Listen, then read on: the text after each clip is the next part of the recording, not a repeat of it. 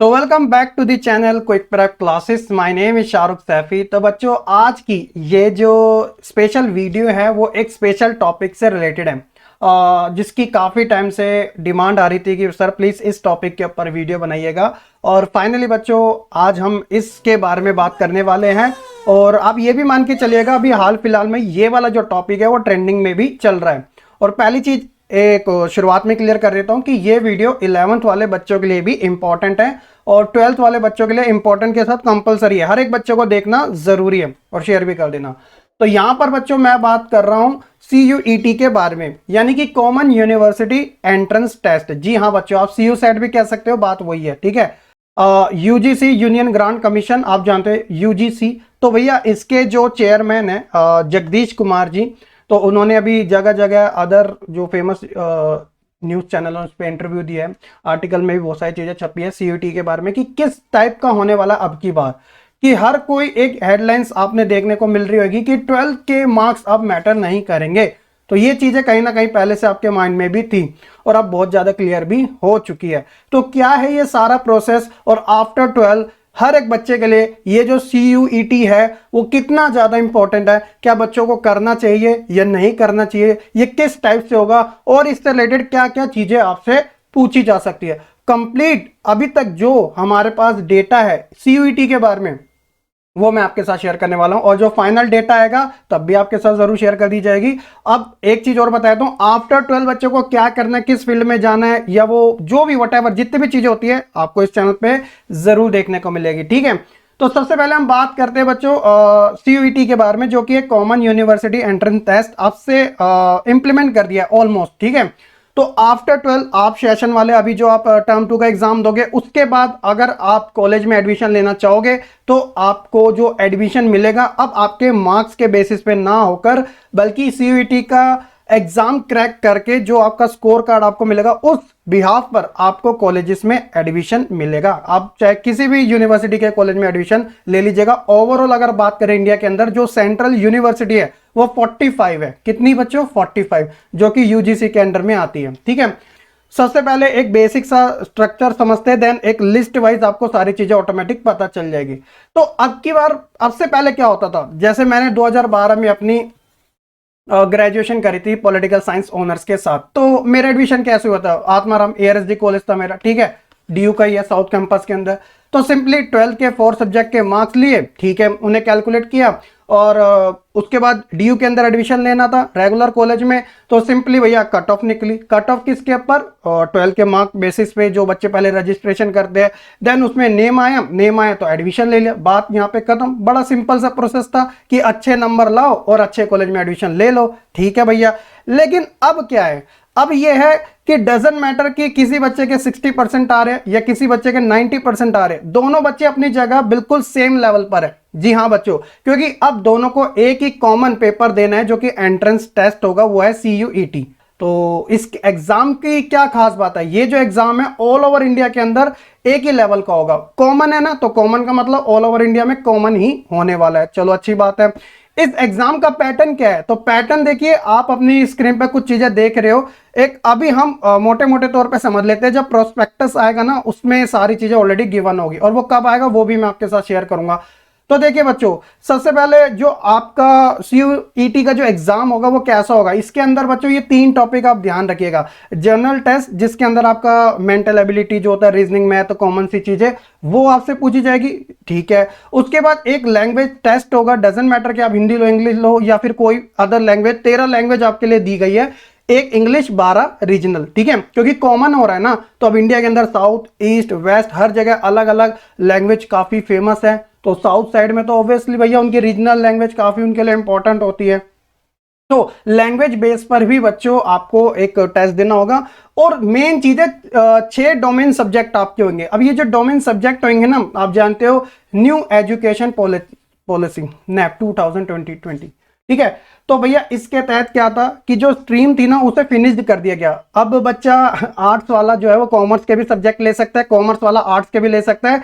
तो यहां पर आपको सेलेक्ट करने के लिए 6 डोमेन सब्जेक्ट दिए गया, ठीक है। तो इस बात का जरा ध्यान रखना।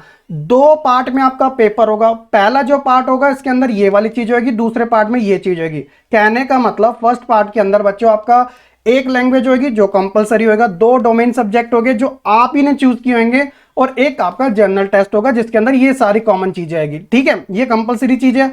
देन सेकंड पार्ट में आप 4 डोमेन सब्जेक्ट सेलेक्ट करोगे, क्योंकि 2 आपने ऊपर वाले में कर लिए और 4, तो टोटल कितने 6 सब्जेक्ट हो गए। यहां तक सारी चीजें क्लियर है, काफी बेसिक सी थी। ठीक है, अब बात करते हैं इंपॉर्टेंट लिस्ट के बारे में, यानी कि ऐसी बहुत सारी चीजें जो आपको इस सीयूईटी एग्जाम से रिलेटेड जानना जरूरी है। सबसे पहले जो इसके रजिस्ट्रेशन की डेट है वो कहा गया है, यूजीसी के जो चेयरमैन है उन्होंने ऐसा बताया कि अप्रैल के फर्स्ट वीक, यानी कि अभी हमारा 25 मार्च चल रहा है, तो ऑलमोस्ट 7 से 10 दिन के बाद आपके एप्लीकेशन फॉर्म जो हैं वो स्टार्ट हो जाएंगे। पहली चीज ये है।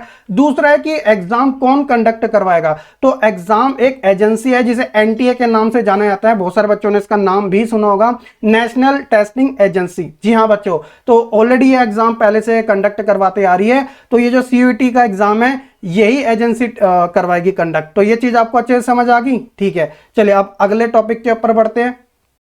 तो अगला है कि एग्जाम का मोड कैसा होगा, बच्चे पेपर कैसे देंगे। अभी तक तो आप अपने स्कूल में जाते हो, सेंटर पड़ता है और आपको पेपर दिया जाता है, आप लिखते हो, चाहे वो एमसीक्यू बेस्ड हो या फिर आपका रिटर्न बेस्ड एग्जाम हो, टर्म 1 टर्म 2 जैसा अभी जो चल रहा है। लेकिन अब की बार एग्जाम मोड आपका होगा सीबीटी, जिसे कंप्यूटर बेस्ड टेस्ट के नाम से जाना जाता है। ठीक है भैया, तो आपको कंप्यूटर पे टेस्ट देना होगा। आपके स्क्रीन पर एक मतलब आपके पास एक कंप्यूटर होगा, मतलब आपको सेंटर में जाना होगा जहां पे कंप्यूटर बहुत सारे रखे होंगे, तो वहां पे कीबोर्ड का यूज नहीं होगा, मतलब ऐसा बताया गया, ओनली माउस का यूज होगा। ठीक है, ये भी आप जरा ध्यान रखना, कीबोर्ड नहीं होगा, माउस से ही आपको क्लिक करना होगा। क्यों?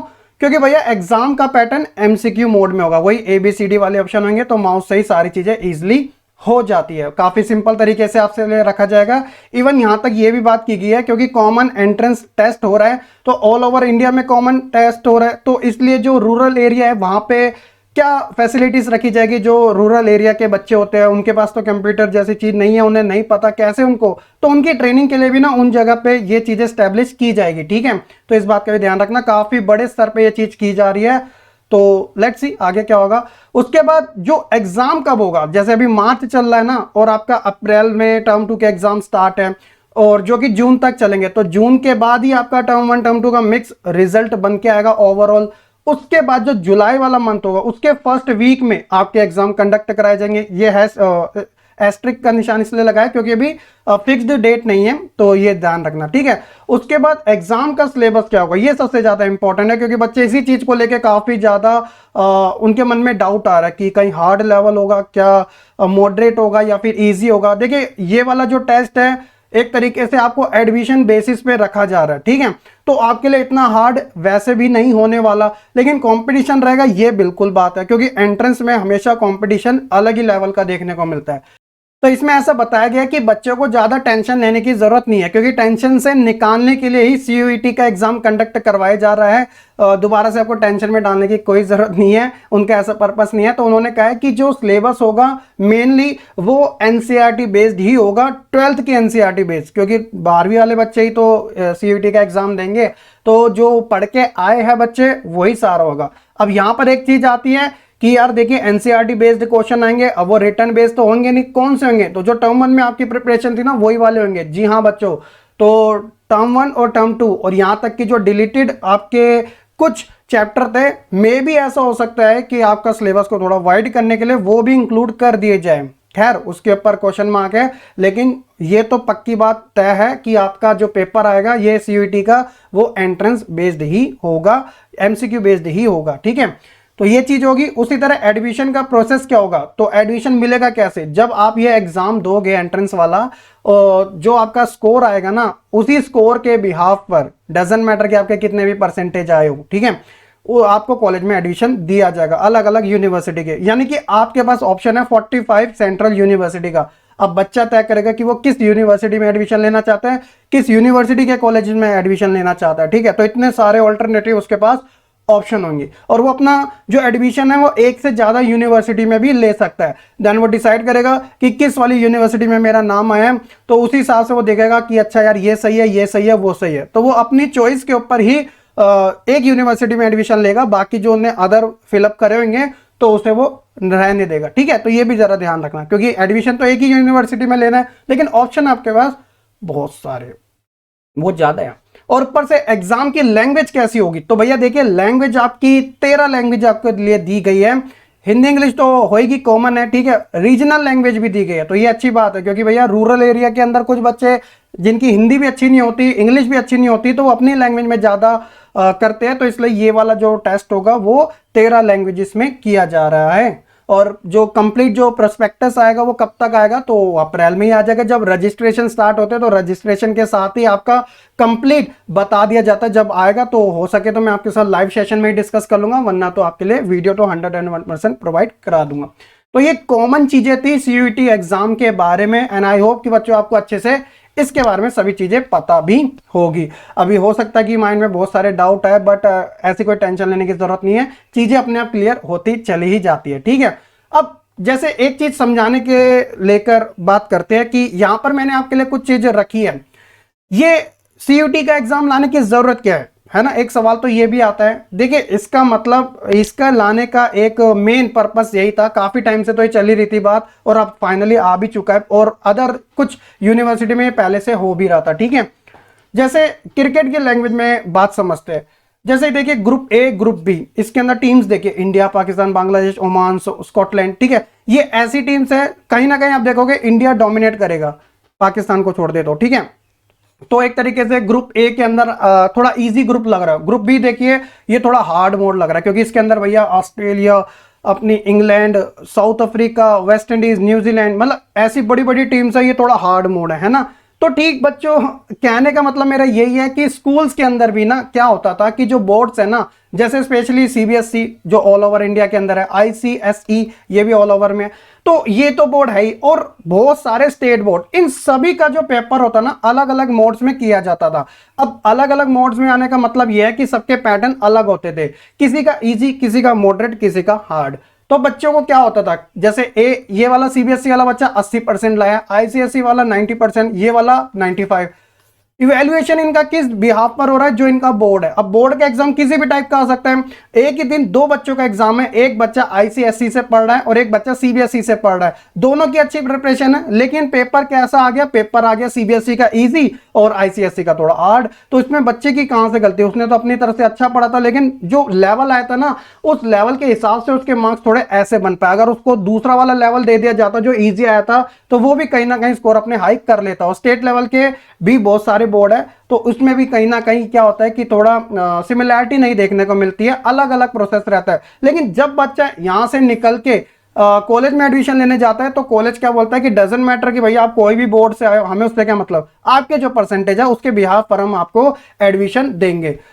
तो ये चीजें कहीं ना कहीं थोड़ा ऊपर नीचे देखने को मिलती थी। लेकिन ग्रुप बी में क्या है, जैसे यहाँ पे सारी टीम जो है काफी ज्यादा पॉपुलर भी है और ऊपर से टफ कंपटीशन भी है, तो आप ये मान के चलिएगा कि सीयू सेट बिल्कुल सेम ही है, इक्वल प्लेइंग ग्राउंड, कि यहाँ पर एक पिच पे सभी लोग खेलेंगे, सभी बच्चे एग्जाम देंगे, डजेंट मैटर कि किस बच्चे के 70, 80, 90 परसेंटेज आ रहे हैं, लेकिन हर एक बच्चा अपनी मेहनत से ये एग्जाम देगा।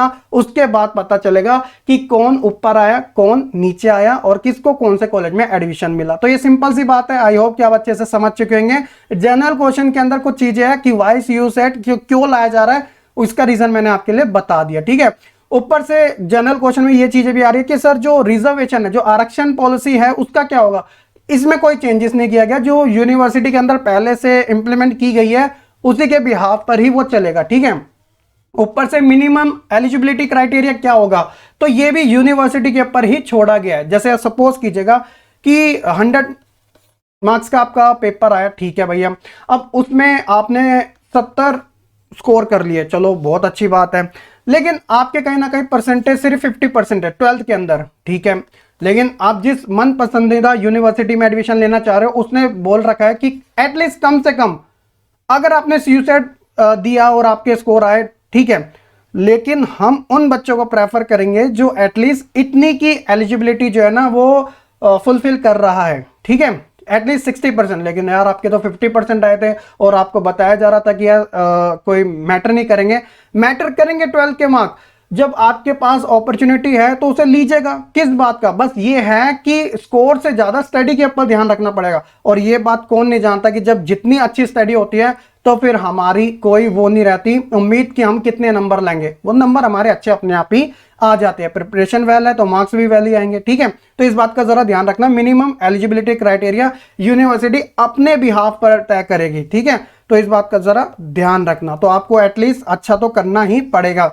और एलिजिबल कौन होगा, तो ऑल ओवर इंडिया के जितने भी स्टूडेंट हैं जो 12 पास करके देंगे तो वो सीईटी का एग्जाम आराम से दे सकते हैं।